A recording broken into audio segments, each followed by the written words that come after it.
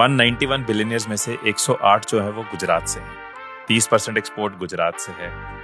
ऐसा क्या होता है गुजरातीज में, गुजराती माइंडसेट में, कि बिजनेस में एक अलग ही ग्रोथ है, बिजनेस में अलग ही नाम है, अलग लेवल की कंट्रीब्यूशन है जीडीपी पे।